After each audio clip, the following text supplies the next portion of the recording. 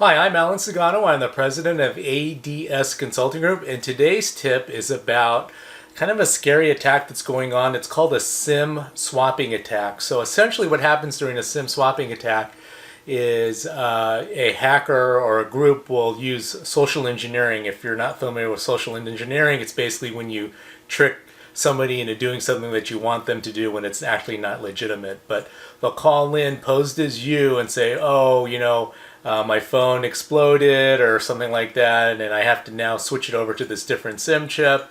And if you're not familiar with a SIM chip, right, that's basically the unifier for your phone that you put into your phone. Almost all smartphones today have SIM chips.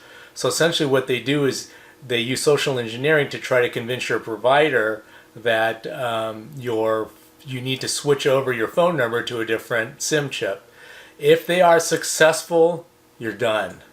You're really, really done, because that means they have access to your email, everything that's on your phone, so all your personal contacts, anything that was on your phone. If you're syncing with an Exchange server, all of your contacts would come down.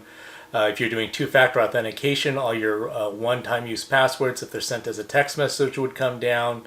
It's really, really bad.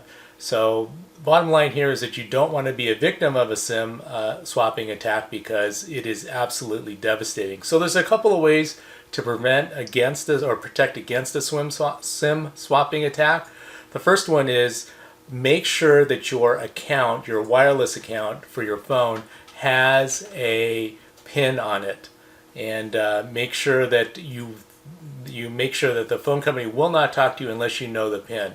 Now, certain providers like Verizon Wireless, for example, requires a PIN, and they pretty much won't talk to you unless you know the PIN, which is actually, in this case, is a good thing.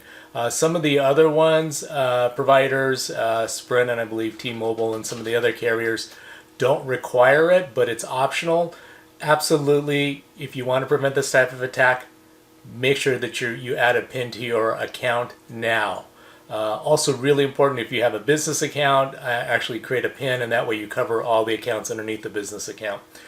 The other way to prevent against this is to do some type of multi-factor authentication which doesn't include your phone.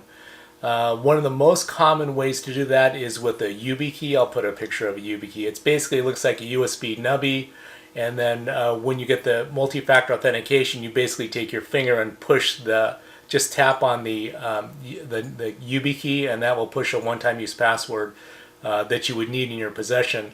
And that's another way to protect against a SIM swapping attack, or at least know that something weird is going on.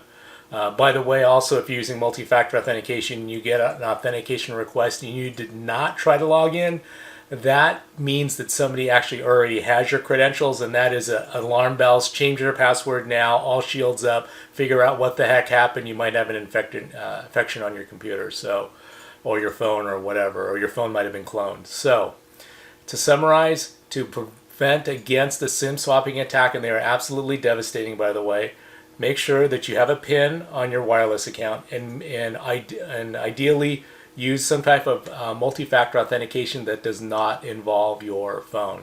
So hopefully you like this content. If you do, please boink, hit that subscribe button, and we'll keep creating this content. Thanks a lot for listening, and we'll talk to you soon.